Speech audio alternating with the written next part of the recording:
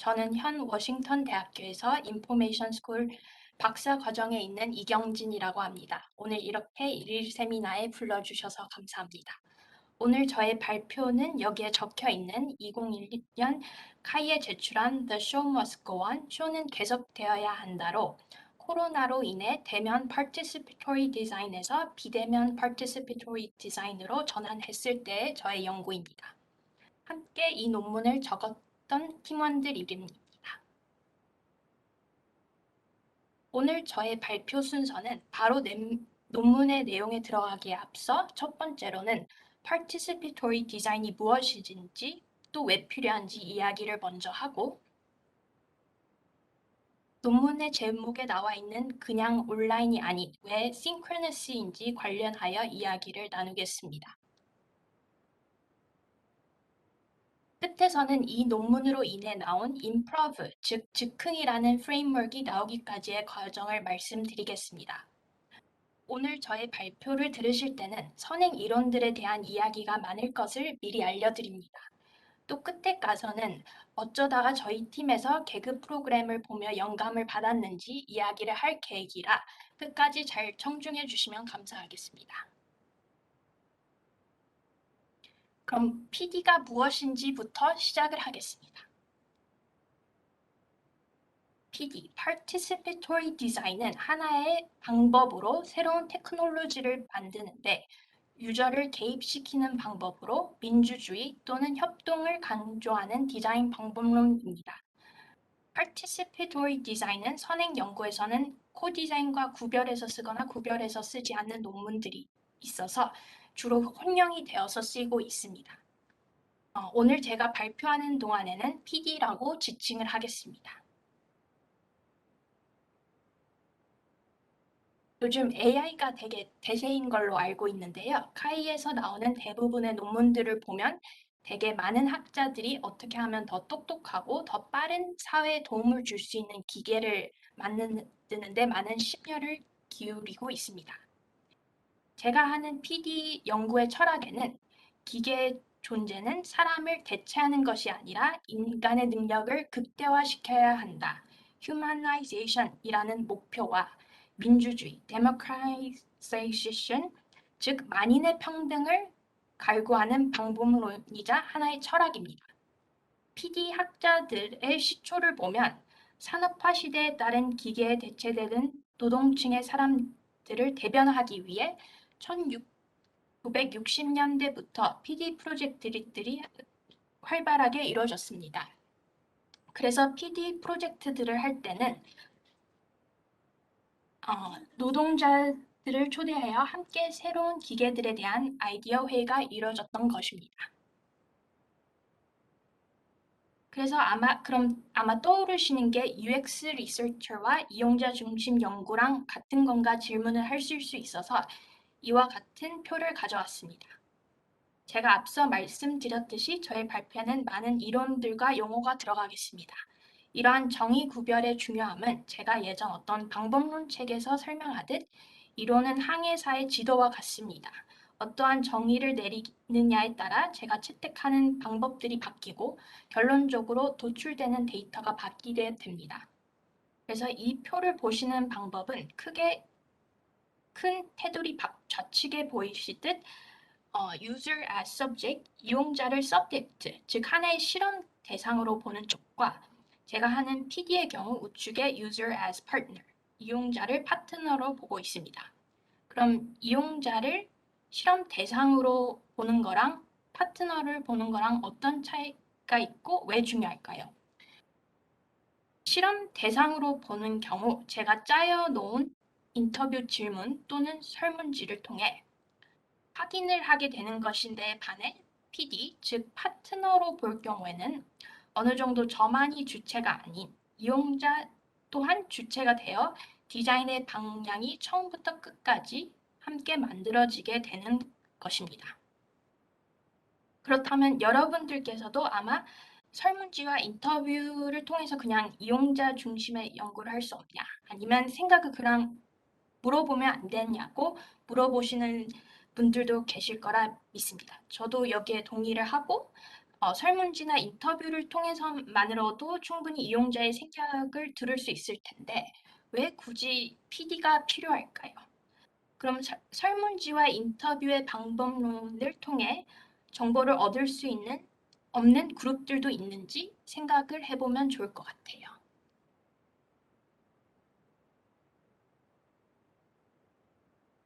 그래서 제가 PD 연구를 한다 할 때 가족들에게 자주 쓰는 예시를 드리겠습니다. 이거 혹시 보신 적 있으신가요? 최근 뉴스를 보니 키오스크가 많은 노인 인구가 쓰지 못함을 들었습니다. 그래서 홍대에 사시는 저희 할머니의 경우에도 줄 서 있는 맛집이 있어 들어가고 싶으셨는데 기계가 저 기계가 있어서 제가 오기만을 기다리셨다가 함께 들어간 경우가 있었습니다. 제가 말씀을 드리고 싶은 건 이 기계를 만들 때는 많은 대다수의 20대에서 50대까지는 쓸 수 있는 기계였더라면 노인 즉 저희 할머니께서는 쓰시지 못하는 기계이고 어떻게 보면 키가 작은 어린이 또는 맹인이라면 이 기계를 쓰는데 어려움이 있을 것 같습니다. 제가 앞서 말씀드렸듯이 이 PD의 목표 중 하나는 민주주의, 즉 만인이 쓸 수 있는 기계를 만드는 것입니다. 그래서 PD의 학자들이 쓴 논문을 보면 대학생들과 PD를 했다. 논문은 아마 찾아보시기 힘드실 겁니다. 많은 PD 논문들을 살펴보면 사회적 약자들을 고려해서 쓴 논문들이 많습니다. 예시들을 들고 왔습니다. 제가 연구하는 어린이들이 있고요. 그 이외의 노인들 또는 남미촌에서 지내는 사람들 그리고 가장 최신 논문 중에서는 심지어 그 오랑우탄 동물들의 권리를 위해서 함께 PD를 쓰면서 어떤 방법론으로 동물들의 생각을 물어봤는지에 관한 논문들도 나왔습니다. 그러면 이제 궁금해하실 수 있는 거는 도대체 PD 워크숍을 한다면 무엇을 어떻게 해서 사람들의 생각을 수집하고 공유하냐고 물어보실 수 있을 것 같습니다. 그래서 여기에서의 핵심은 그들의 눈높이에 맞춰서 이야기를 해야 한다는 것입니다.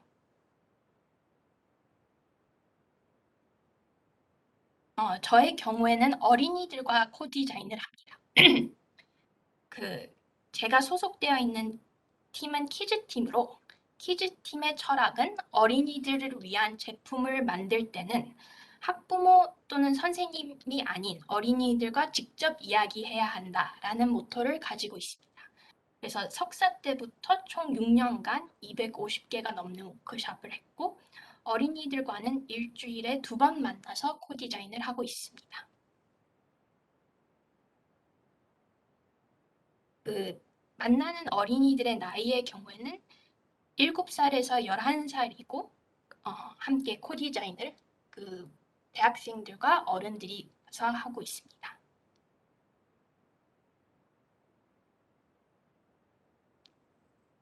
위에서 디자인 파트너라고 말씀을 드렸는데 또 다른 이제 깊게 이론적으로 예시를 드리자면 여기에 표에 보이시듯이 어린이와 어른이 있고 이제 디자인 파트너로 일하고 있습니다. 그래서 이 동그라미들이 얘기를 하는 것은 각각의 역할들을 얘기를 하고 있는데요.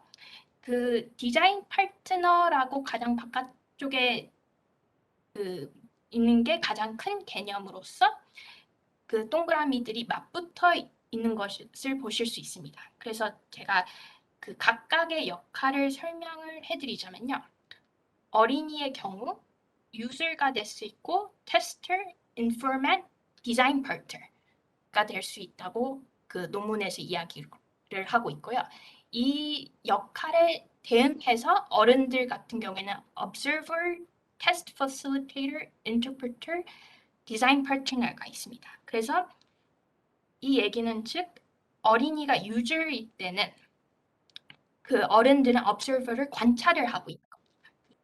제품을 쓰고 있는 어린이들을 관찰을 하는 거고 테스터는 조금 더 가까워지는 걸로 실험의 대상으로 그러면 어른의 역할일 경우에는 그 실험을 facilitate 하는 어른의 역할인 거고요. 그리고 세 번째, 조금 더 넓은 개념으로는 informant, 어린이가 어른에게 그 정보를 전달을 해주고 있는 겁니다. 어떤 생각들을 이 제품에 대해서 아이디어에 대해서 얘기를 하면 어른의 역할은 인터프리터로 그 아이디어들을 해석하는 역할을 하고 있습니다.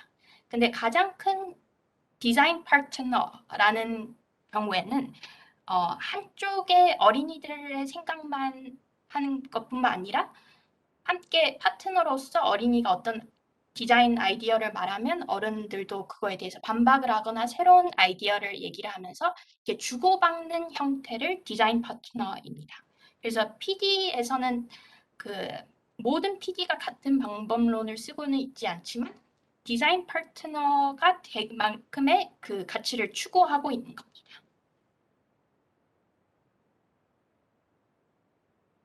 그래서 세션의 구성은 보통 15분 동안 간식을 먹고 15분 동안 동그랗게 앉아서 질문의 시간. 그 다음에 45분 디자인으로 이루어지며 마지막에는 발표를 하는 시간을 갖고 있습니다. 함께 일했고 지금까지도 함께 일했던 파트너들은 다음과 같습니다.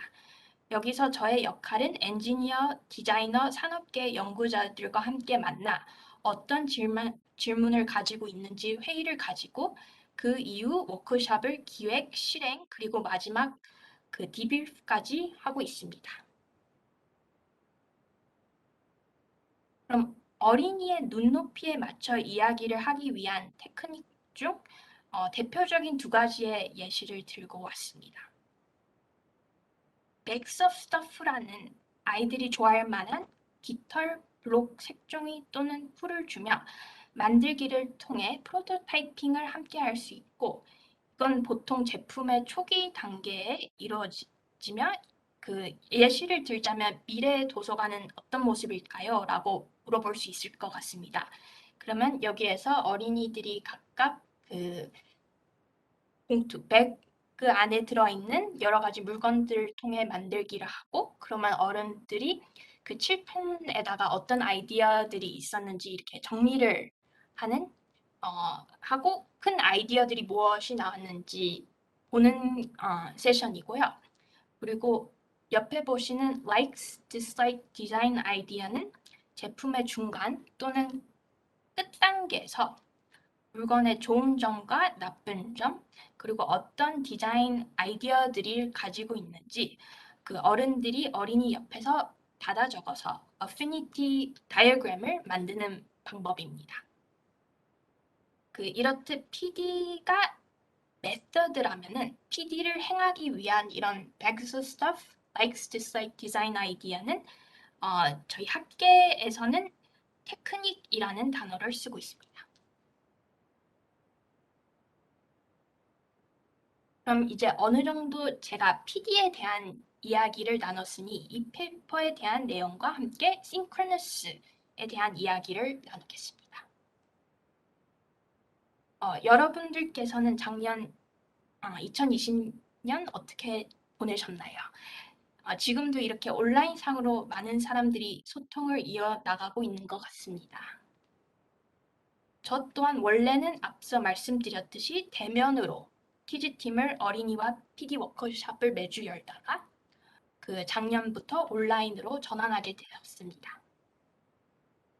그래서 이 연구의 목적은 대면에서 비대면으로 간다고 아까 말씀드렸는데 꼭 코로나 기간 동안에만 어떻게 하면 어린이와 지속적으로 계속 코디자인을 할 수 있을까뿐만 아니라 코로나가 끝난 이후에도 이러한 워크숍을 열면 보통 대면으로 이루어지다 보니 대중교통에 어려움이 있거나 학부모들의 스케줄을 맞추기 어렵고 또 실제적으로 아픈 어린이들을 좀 더 다양하게 수렴하기 위해서 이 연구가 이루어졌습니다.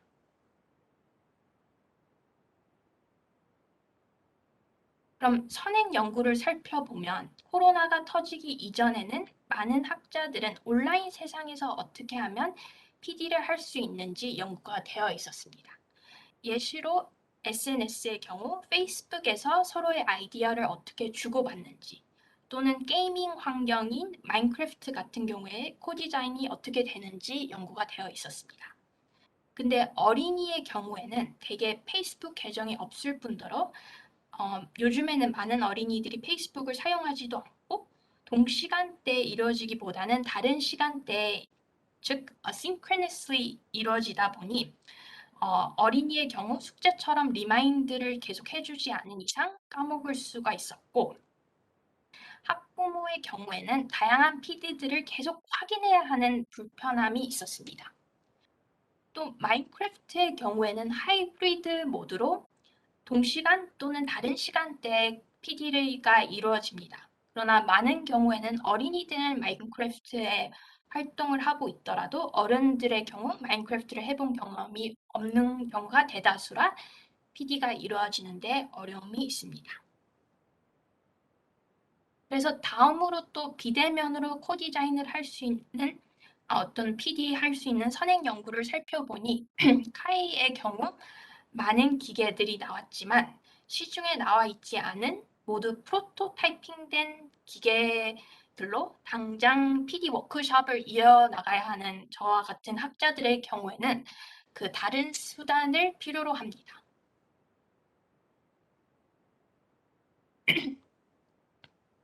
그래서 지금 저희가 이 세미나를 이루어지는 방법과 같이 저희 팀의 경우에도 줌에서 어린이들과 계속 PD를 이어갈 수 있는 방법을 모색했습니다. 싱크로너스는 실시간 이루어지는 것으로서 선행 연구에 있어서 페이스타임을 가지고 있는 게 서로 있는 듯한 느낌과 서로 연결되어 있음을 극대화시켜 PD에 있어서 중요한 관계 형성에 큰 도움을 주는 걸로 생각을 했습니다.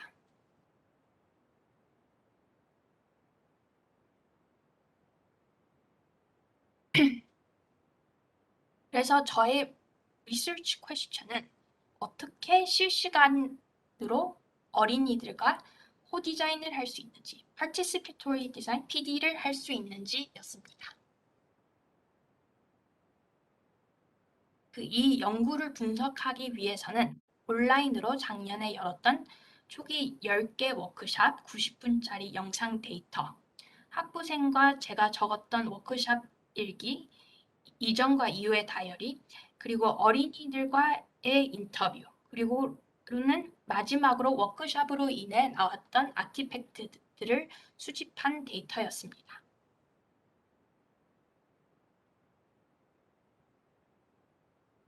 그러나 데이터를 분석하기에는 계획대로 진행된 세션이 잘 없었습니다. 예를 들어 아이들이 카메라를 모두 끄는 날, 인터넷이 불안정한 날, 차에서 줌으로 연결한 날, 또는 애완견과 함께 디자인한 날들도 있었습니다. 결과적으로는 아이들과 어른들 모두 어려움을 겪었고요. 어떻게 실시간으로 온라인상에서 어린이와 PD를 하는지에 대답을 찾는데 어려움을 겪었습니다.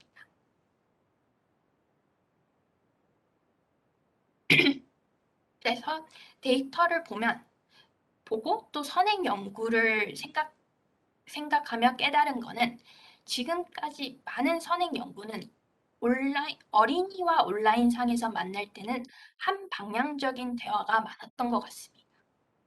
그래서 실시간으로 온라인상에서 PD하는 것은 마치 스탠드업 코미디 형태와 더 비슷하다는 걸 깨달았습니다.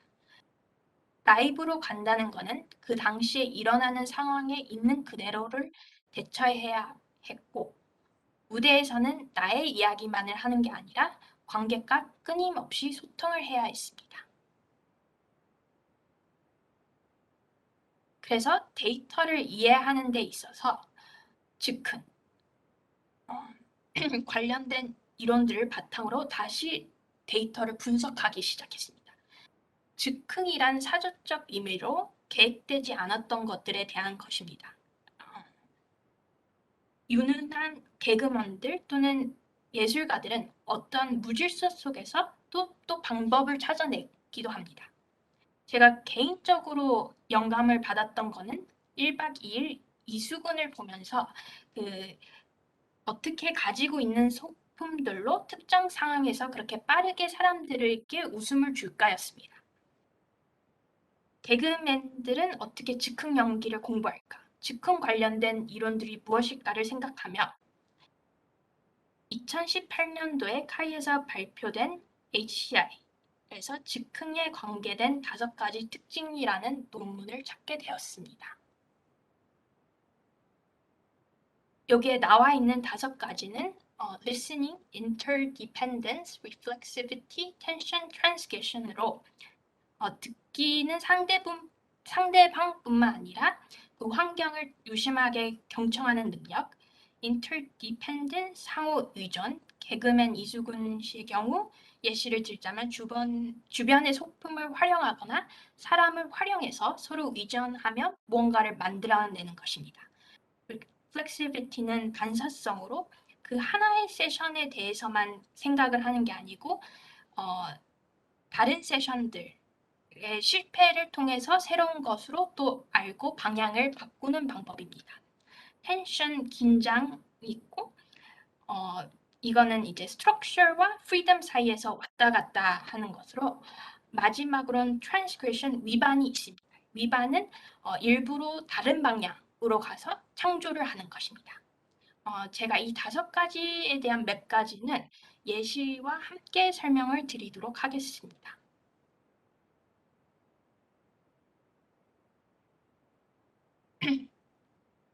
즉흥 이론에서의 핵심은 아무나 즉흥을 할 수 없다는 것에 있습니다. 유능한 개그맨과 그렇지 못한 초보자의 차이는 유능한 개그맨의 경우 계획되지 않았던 것 또는 뜻하지 않은 상황 속에서 즉 무에서 유를 창조한다면 초보자의 경우에는 그냥 얼어버립니다. 그렇다면 이 즉흥을 할 수 있고 없고의 기준점이 무엇일까요? 왜 차이점이 생기고 어떻게 유능하게 되는 것일까요? 그래서 논문을 찾아보니 어쩌면 당연한 얘기일 수도 있지만 유능한 개그맨의 경우에는 더 많은 경험을 가지고 있고 multiple experience 그리고 다양한 쇼를 해봤기 때문에 다양한 시나리오들을 가지고 있었습니다. 그래서 어떤 시련이 닥치더라도 그와 비슷한 시련들을 떠올리며 이겨내고 있었던 것입니다.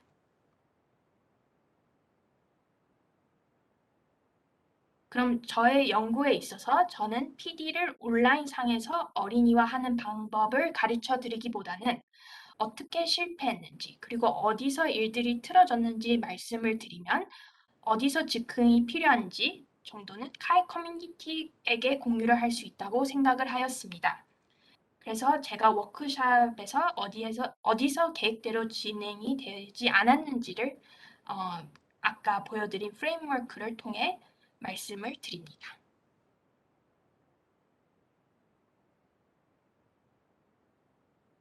이것은 마치 요리 경연 대회와 같다고도 생각을 했습니다.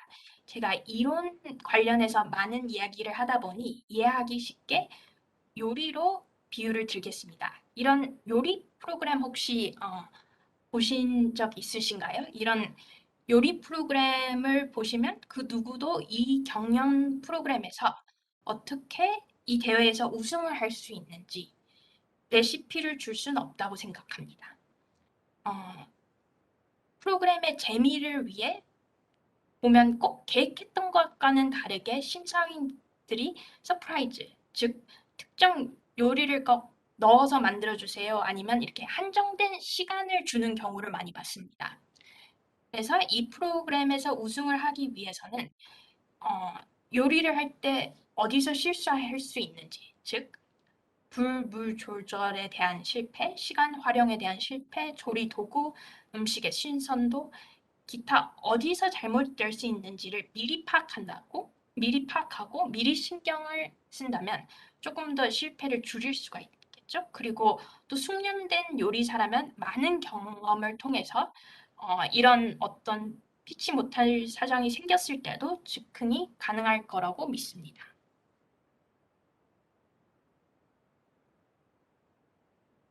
그래서 저의 RQ 연구 질문은 어떻게 how to do PD에서 what to 무엇을 고려해야 하는지로 바뀌었고 총 세 가지의 템을 프레임워크로 만들었습니다. 그래서 저희 프레임워크를 하나씩 말씀을 드려보겠습니다. 그 첫 번째 테마는 Project Logistics로 섹션 속에서 무엇을 할지에 대한 프로젝트 계획입니다.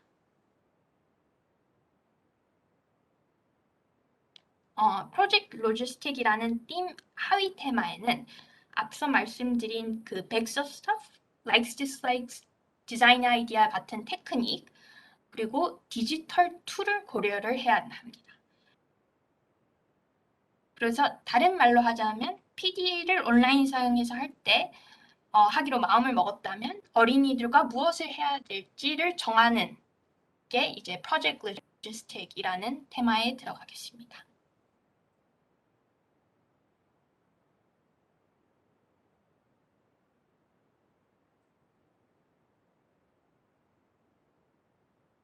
그래서 앞서 말씀드렸던 Bags of Stuff를 통한 프로토타이핑 또는 메모지를 붙이는 역할들이 디지털 환경, 툴을 에 들어갔을 때는 어떻게 변해야 하는지 관련된 이야기를 하겠습니다. 그래서 예시로 설명을 드리자면 앞서 보여드린 Bags of Stuff의 경우에는 대면으로서는 잘 이루어졌지만 비대면으로 가면서는 어린이들이 함께 디자인을 이렇게 붙이거나 콜라보하는 데는 어려움을 겪었습니다. 그래서 이 방법론은 온라인상으로서는 코믹 보딩으로 전환이 되었고 코믹 보딩이라는 것은 이제 요 슬라이드에 보시듯 시나리오가 만화로 그려져 있고요. 5번이 원래 빈칸이었습니다. 그래서 시나리오를 읽고 어린이들이 5번이라는 빈칸에 어떤 게 들어가면 좋을지 어른들과 어린이들이 함께 브레인스토밍을 하고 콜라보가 이루어졌습니다. 그래서 아까 백서 스타프에서 이루어졌던 것처럼 제품의 초기 단계, 즉 그 미래 도서관은 어떤 모습일까라는 그 같은 예시를 들자면 여기에서 이 슬라이드를 채워 넣는 역할을 하였고 백서 스타프를 대면에서 활용을 하였다면 온라인상에서는 이 코믹 폴딩으로 테크닉이 전환이 되었습니다.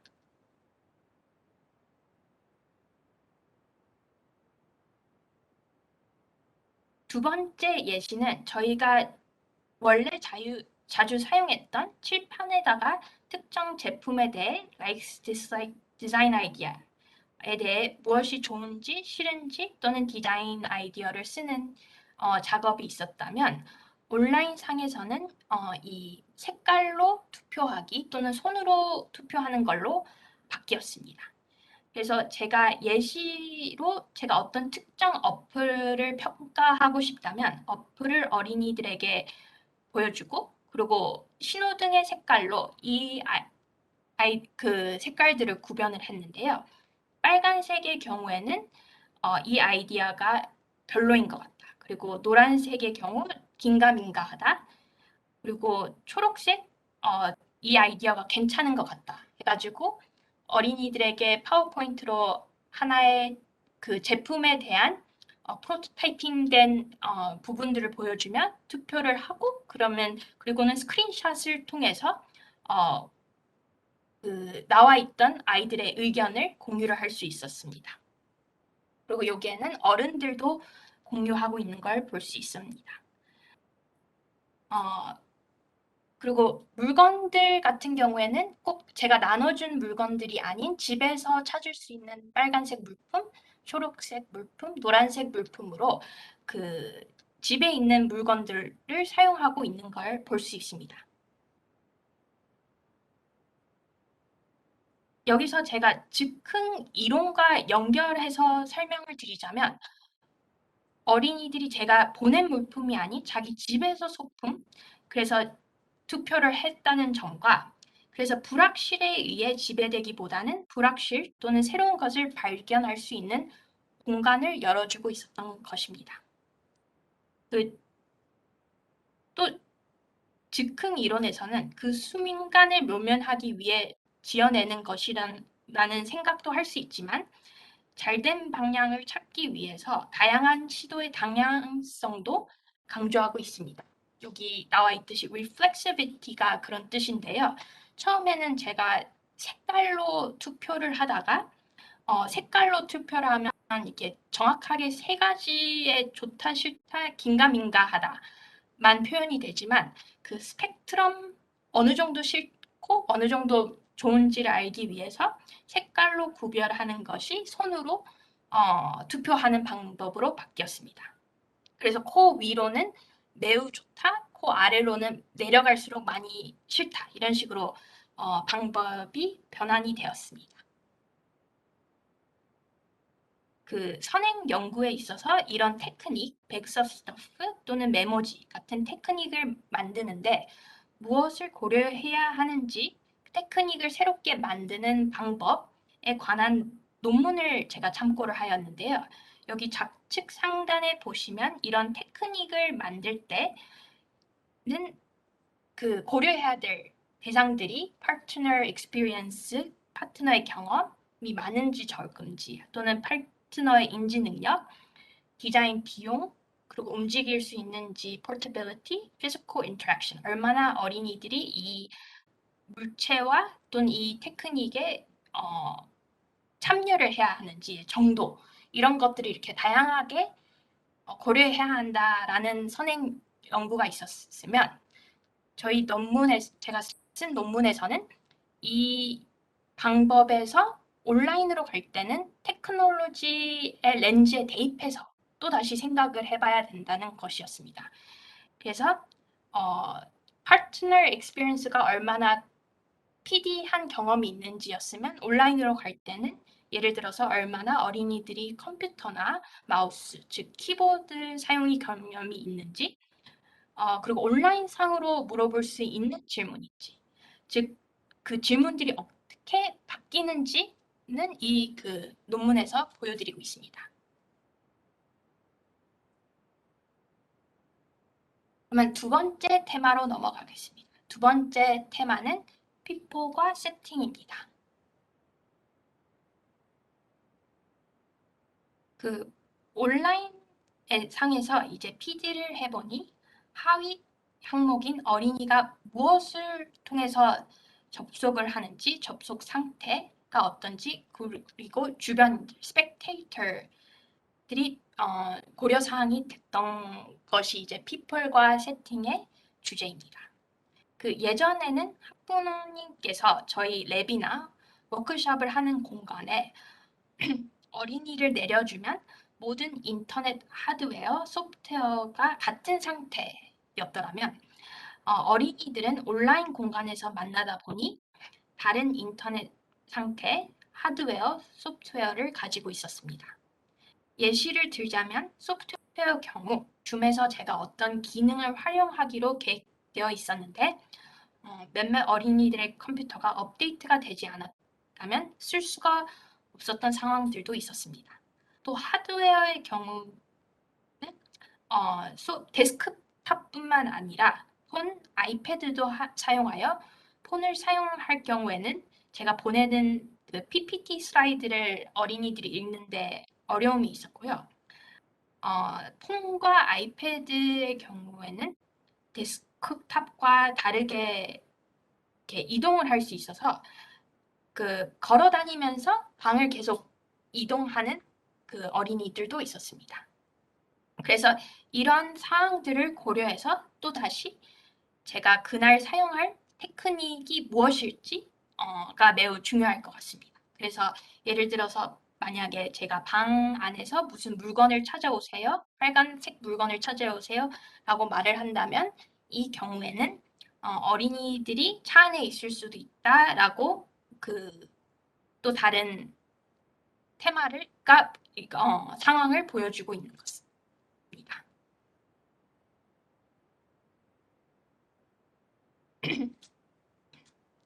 그 즉흥에서는 앞서 말씀드렸듯이 그 즉흥이라는 특징에 interdependence, 상호 의존, 그리고 transgression, 위반이라는 특징을 가지고 있습니다.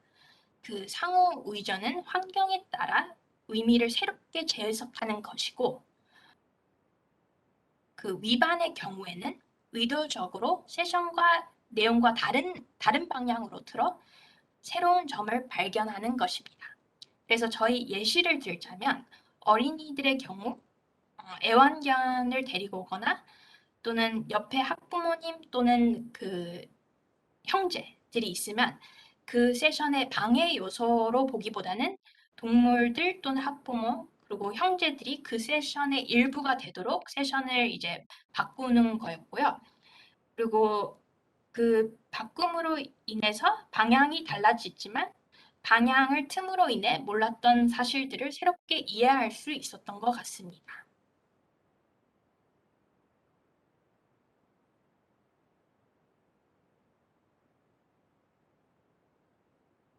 그 마지막 세 번째 테마는 온라인상에서의 어린이들의 상호작용입니다.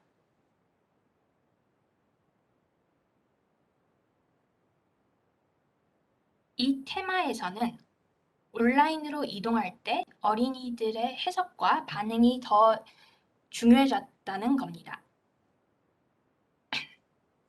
예시를 들자면 가끔 어린이들이 음소거를 한다면 많은 학자들의 경우 집중을 안 하고 있다고 생각을 했던 경우가 있었고요.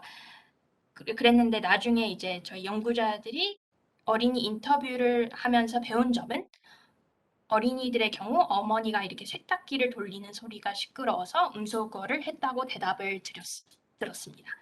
근데 이 코트를 통해서 온라인으로 이동할 시에는 어린이들의 감정 상태를 읽을 수 있는 단서들이 훨씬 더 많이 잃었으며 또한 autonomy and freedom, 즉 자율성과 자유성이 더 가지게 됨을 시사하고 있습니다. 그래서 어린이들의 경우 예전에는 워크숍에 와가지고 어른들과 함께 그 PD를 할 때는 어른들의 허락을 맡으면서 이동을 하거나 함께 어린이들의 표정 또는 이동량에 따라서 이렇게 어린이들을 이해할 수 있었더라면 온라인 상에서는 어린이의 경우 한 번의 버튼을 통해서 바로 로그 오프, 컴퓨터를 꺼버릴 수도 있다는 것입니다. 그래서 끊임없이 그 어린이들과 어른들이 서로 어떻게 감정 상태가 이루어지고 있는지 좀 더 중요해졌다가 이 세 번째 테마에 들어가겠습니다.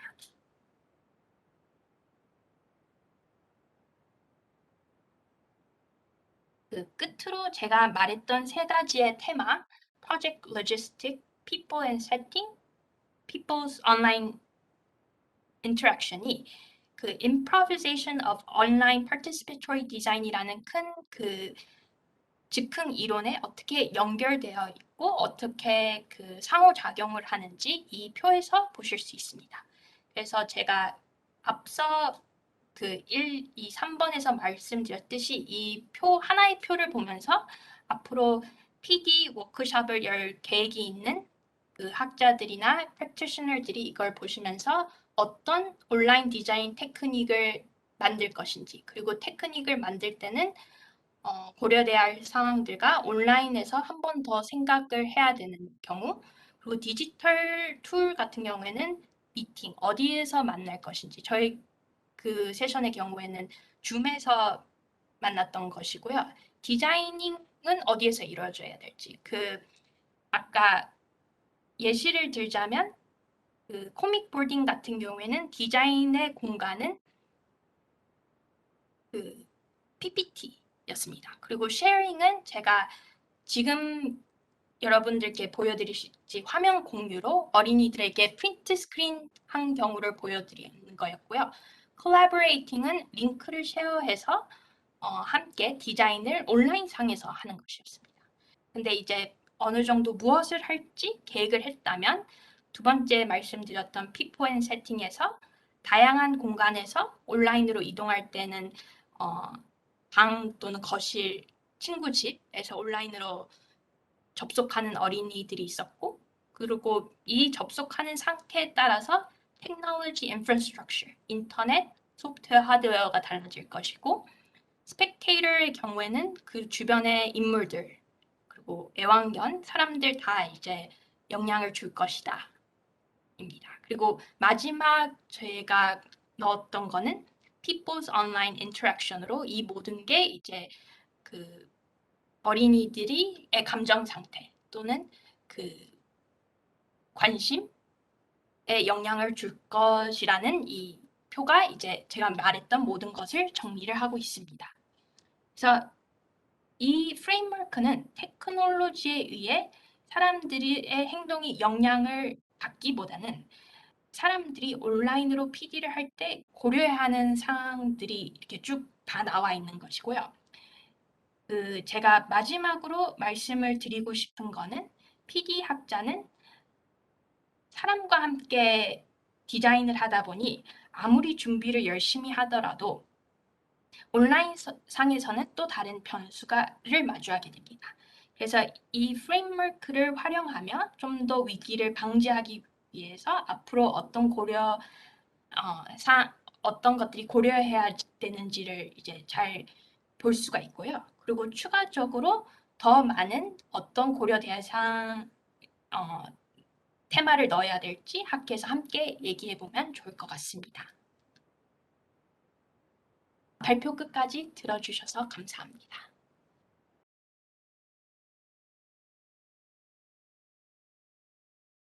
저희가 이 처음에 코로나 딱 터졌을 때 여러 가지 이야기가 있었어요. 그리고 저는 개인적으로 이제 VR에서 어린이들이 360도 그 구도가 있는 곳에서 만났으면 좋겠다고 이제 생각을 했는데요. 그 모든 어린이들 집에 그 VR 기계가 있는 것도 아니고, 그리고 어떻게 보면 그 다양한 그 미러보드나 다양한 그 툴들이 많은 걸로 알고 있어서 활용을 해봤지만 줌이 가장 그 엔트리 레벨, 그 누구나 이렇게 클릭만 하면 들어갈 수 있는 것이었기 때문에 그리고 PD의 방법론 자체가 그 민주주의, 다양한 만인의 사람들을 포용하는 게 1차적으로 가장 중요하기 때문에 그래서 다른 더 좋은 그 기계들, 툴들이 있음에도 불구하고 계속 줌으로 하게 되었습니다.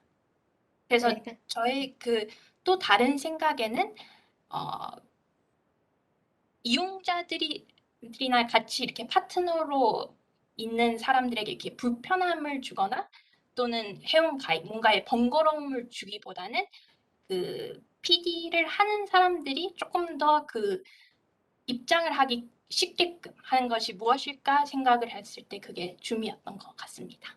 네, 그 좋은 질문을 하셨는데요. 제가 이제 그 이 논문을 쓸 당시에 어떤 그 동기를 가지고 썼냐면요.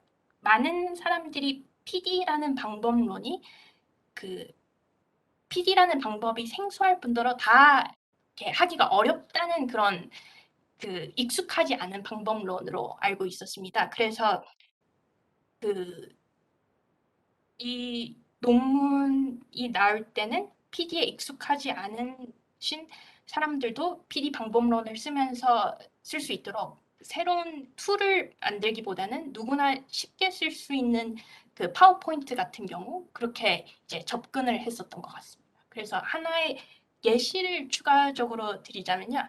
그 PD 방법론은 회사에서는 아마 찾기가 많지는 않은 걸로 알고 있어요. 회사에서보다는 조금 더 공공시설, 아까 PD가 강조하는 것이 이제 약자에 대한 어떻게 하면 모두 다 쓸 수 있는 테크놀로지를 만드느냐라는 질문을 가지고 있기 때문에 공공도서관의 사서 선생님들께서도 이제 그 PD라는 방법론을 쓰고 있고요. 그래서 도서관의 경우 새로운 VR 또는 AR 머신을 넣어서 사람들이 조금 더 활용을 하고 배움을 위해서 활용을 할 수 있는지 묻고 싶다면 그 사서 선생님들도 PD 방법론을 배워서 이제 그 세션을 진행하는 경우가 있습니다. 그래서 제 또 다른 연구로는 사서 선생님들과 함께 PD를 하고 있거든요. 그래서 앞으로도 계속 PD 방법론이 조금 더 확대되기 위해서 같은 맥락으로 접근성의 용이성을 위해서 파워포인트를 넣었습니다.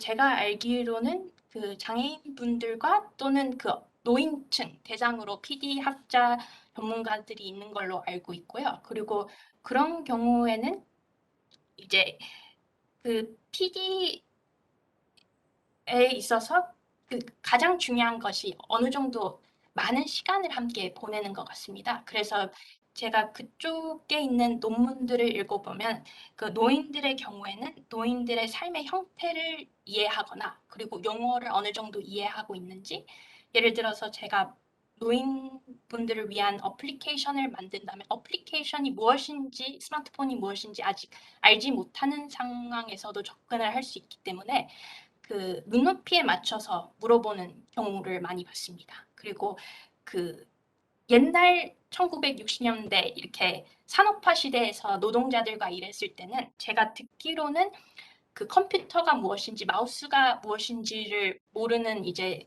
사람들도 있었기 때문에 그 당시에는 그런 걸 설명하기 위해서 PD 방법론적으로 그 나무 토막 마우스랑 비슷한 나무 토막을 워크숍에 가져가면서 이렇게 손으로 움직이면 화면이 함께 움직인다 이런 식으로 그, 전문 용어를 알지 못하더라도 함께 이 디자인을 할 수 있는 방법을 많이 생각한 걸로 알고 있습니다.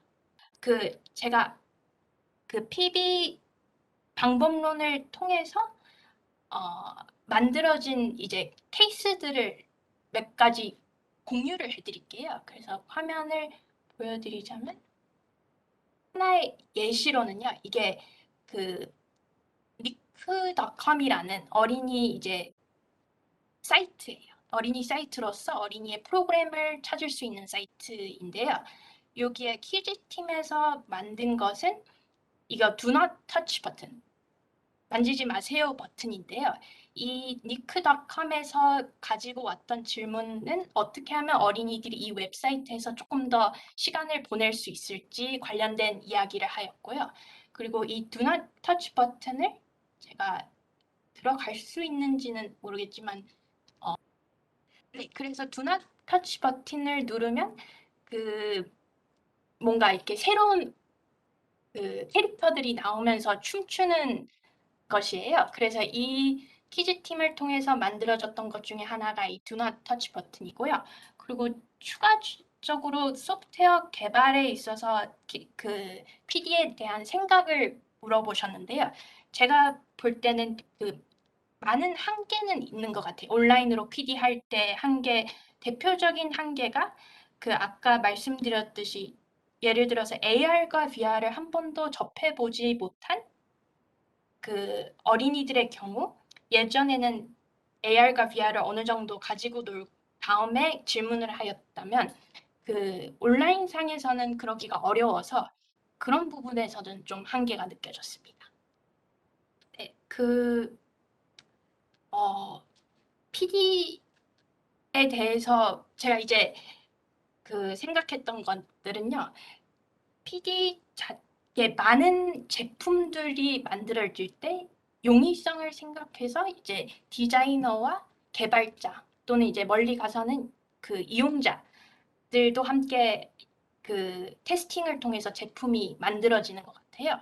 근데 이제 여기 와 계신 분들께서는 만들어진 테크놀로지가 누군가는 쓰지 못할 수도 있겠다. 한 번 더 생각을 해보시면 좋을 것 같고요. 그리고 PD 같은 경우에는 쓰지 못할 수 있는 사람들 그리고 그 기회가 누군가에게는 좋은 영향보다는 안 좋은 영향으로도 미칠 수 있다. 이런 식으로 이렇게 다양하게 조금 확대해서 생각을 해서 어떻게 하면 우리가 좋은 테크놀로지를 만들고 PD에서 추구하는 많이 데모크라이제이션 쓸 수 있는 기계를 만들면 어떻게 하면 좋을지 이렇게 함께 고민해 볼 수 있었던 시간이었으면 좋겠습니다.